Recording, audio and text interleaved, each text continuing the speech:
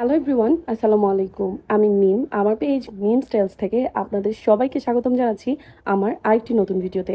আমার এই video reels যারা দেখেছিলেন অনেকে আমাকে ইনবক্স করেছিলেন, আপু কীভাবে পড়েছেন, ব্যথা পেয়েছেন নাকি ফান করেছেন, সব কিছুর ডিটেলস থাকবে আজকের এই ব্লগে। তাহলে চলুন শুরু থেকে শুরু করা যাক। সেদিন আমরা দুজন হাঁটতে বের হয়েছি এবং হাঁটতে হাঁটতে আমরা একটা অ্যাপার্টমেন্ট এরিয়াতে চলে যাই। আর সেখানে অনেকগুলো ব্লুবেরি গাছ থাকে।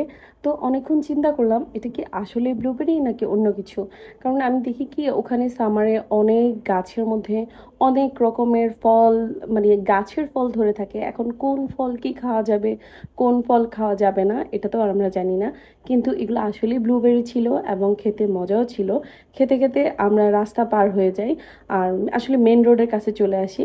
আর এখানে যেগুলো আমাকে বকা দিচ্ছিল যে এখানেও তোমাকে ভিডিও করতে হবে, যাই হোক ভিডিওটা অফ করে দিই এবং অন্য একটা এরিয়াতে ঢুকে দেখলাম যে চেরি। আসলে আমি দিন একটা ভিডিও আপলোড করেছিলাম যে এগুলো কি আসলে চেরি নাকি, আমার মনে হয় না এগুলো আসলেই চেরি, কিন্তু দেখতে একেবারেই চেরির মতো। আমরা বাসায় চলে আসি আর বাসায় এসে দেখি বাচ্চারাও উঠে গেছে। তো আমি তাড়াতাড়ি করে ওদের জন্য ব্রেকফাস্ট রেডি করছি। ব্রেকফাস্টে আমাদের ছিল ব্যাগল, হ্যাশ ব্রাউন, এগ, সব কিছু মিলিয়ে আমরা নাস্তা শেষ করলাম এবং ওদেরকেও দিলাম। যেহেতু ওদেরকে নিয়ে বাইরে যাইনি তাই ওরা বায়না করলো, বাবা চলো আমরা একটু বাইরে ফুটবল খেলি। তো ওদেরকে নিয়ে ওদের বাবা একটু ফুটবল খেলছে, এদিকে আমি রং চা খাচ্ছি। আর সুভানা ট্রাই করছে যে ওর খালামনির গাছে কিছু চেরি বেঁচে ছিল, ওই চেরিগুলো পাড়ার, কিন্তু আফসোস কিছু কিছু চেরি একেবারে নষ্ট হয়ে গেছে।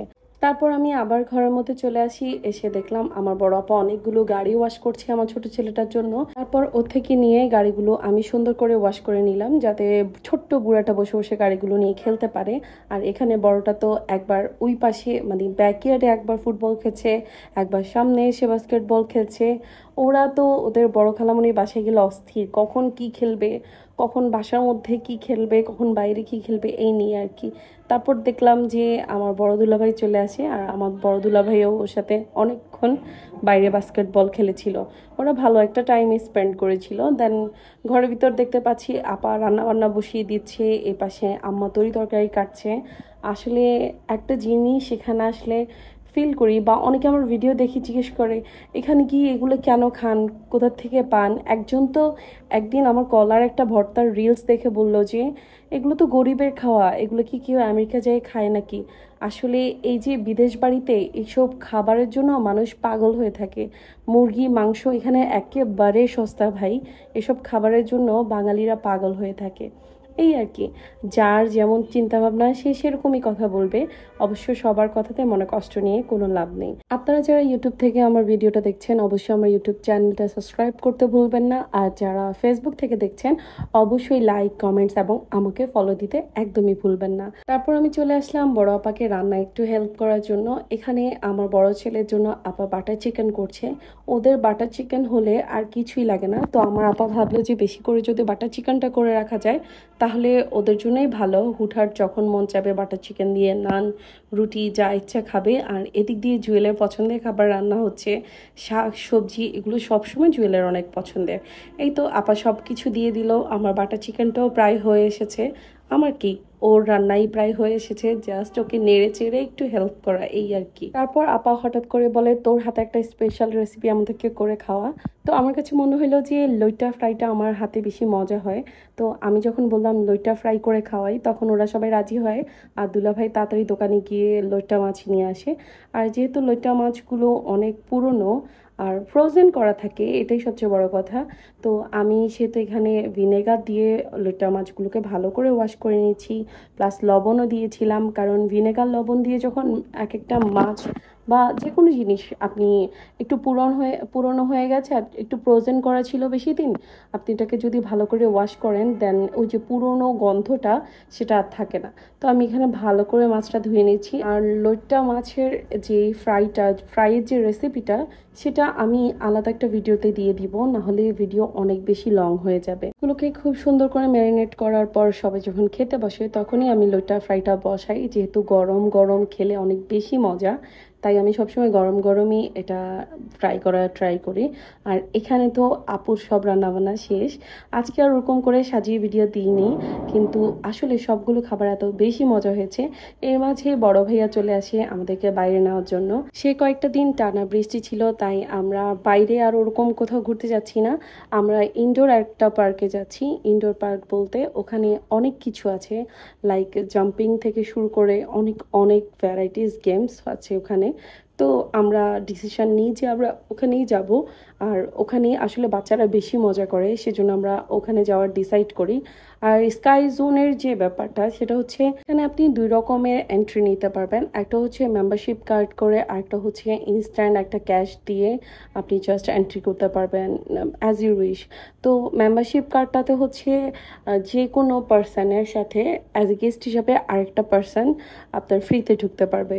আর আপনার যখন ক্যাশ দিয়ে ঢুকবেন তখন এই ফ্যাসিলিটিটা থাকবে না। আর আমার কাছে মনে হয় মেম্বারশিপ কার্ডটা হচ্ছে মানে চিপ হচ্ছে, লাইক আপনি যে ইনস্ট্যান্ট যে বিলটা দিবেন সেটা থেকে চিপ। কজ মেম্বারশিপ কার্ডে আপনি যে মান্থলি একটা পেমেন্ট করবেন, সেটা যেরকম প্রাইস আপনি একবার এন্ট্রি করলে সে ঠিক সেরকম প্রাইসই। তো আমার কাছে মনে হয় মান্থলিটাই বেস্ট আর মেম্বারশিপ নেওয়াটাই বেস্ট আর কি। আর আপনি যতবার যাবেন ততবার 35, 34, 40, 35 এরকম ডলার পেমেন্ট করার থেকে আপনি একেবারে মেম্বারশিপটা নিয়ে নিলে আপনাকে মান্থলি আর পেমেন্ট করতে হচ্ছে না। মান্থলি যতবার ইচ্ছা ততবার আপনি এন্ট্রি করতে পারছেন। এই আর কি। আমি জানি না আমি কতটুকু বোঝাতে পেরেছি, বাট আমি চেষ্টা করেছি। ওখানকার যারা থাকে তারা আমার থেকে বেটার জানে। আমি জাস্ট আপনাদের সাথে শেয়ার করেছি যারা ভিজিট ভিসায় যাবেন বা যাদের ওখানে যাওয়া আসা অনেক বেশি, যারা ঘুরতে যান, ওরা সবাই আমার এই ভিডিও দেখলে আসলে উপকৃত হবেন। তাই আমি ডিটেলস একটু বলার চেষ্টা করেছি, এই আর কি। তো যেহেতু আমাদের 2টা বাচ্চারই মেম্বারশিপ করা ছিল, পাশে অন্যান্য বাচ্চারা ফ্রি, আর প্যারেন্টস তো এমনি এন্ট্রি নিতে পারে। আমাদের ছোট 2টা বাচ্চাও একেবারেই ফ্রি ছিল। তো আমরা সবাই ঢুকি, সবাই কিন্তু এখানে মজা করতে পারে। কিন্তু আফসোস যে মজা করতে গিয়ে আমার হাজব্যান্ড যখন লাফাচ্ছে, আমার হাজব্যান্ডের লাফানো দেখে আমি এত বেশি এক্সাইটেড হয়ে যায়, আমি চিন্তা করলাম যে না, এখানে তাহলে আমারও একটু লাফানো উচিত। বাট এটা যে আমার জন্য বিপদ বা কাল হয়ে আসবে সেটা আমি একদমই বুঝতে পারিনি। ওর লাফানো দেখে বিশ্বাস করবেন আমি এত বেশি খুশি হই, আমি হাসতে হাসতে আমি খুশিতে। বাট আমি যখন দৌড়ে যাচ্ছিলাম ওর কাছে, ও আস্তে করে অন্য জায়গায় লাফ মেরে চলে যায়। কিন্তু মাঝখান দিয়ে আমি ওকে দেখানোর জন্য লাফ দিতে গিয়ে আমি স্লিপ করে এত জোরে পড়েছি। যদি এটা একটু লাইক মানে লাফ দিলে এটা জাম্পিং করে, কিন্তু আমি ব্যথা পেয়েছিলাম এতটুকুই আর কি। আমার কাছে ব্যথা লেগেছিল। সবচেয়ে বড় কথা হচ্ছে আমার কাছে এত বেশি কষ্ট লেগেছিল যে আমি পড়ার পরে আমার জামাই এত পরিমাণ হাসাহাসি করছিল, এটা থেকে লজ্জা আর কিছুই হতে পারে না। আমার জামাই জাস্ট এখানে না, আমার জামাই দুনিয়ার যেখানেই হোক না কেন, সে যেখানে আমি কোথাও পড়ে গেছি বা আমার কোথাও কোনো বিপদ হয়েছে, সে প্রথমে এক নাগারে হাসবে। ও হাসার পরে তারপর ও বলবে, ও আচ্ছা তুমি ব্যথা পাইছো না, কষ্ট হয়েছে বেশি, এই আর কি। যাই হোক, এই যে দেখতেই পাচ্ছেন আপনার ভিডিওতে, আর আমার কিছুই বলার নাই। কিন্তু আমার কাছে মনে হয় জামাইরা এরকম বেইমান টাইপেরই হয়। বউদের কষ্ট জামাইদের চোখে লাগে না। আপনারা কি বলেন জানাইন তো কমেন্টসে। কতজন আমার ভিডিও দেখে ইস জুয়েল ভাই এরকম মানুষ, জুয়েল ভাই কত কেয়ারিং মানুষ, এটা সেটা। জুয়েল ভাই একদমই কেয়ারিং মানুষ না। অ্যাজ এ পার্সন আমি অনেক কেয়ারিং একটা মানুষ।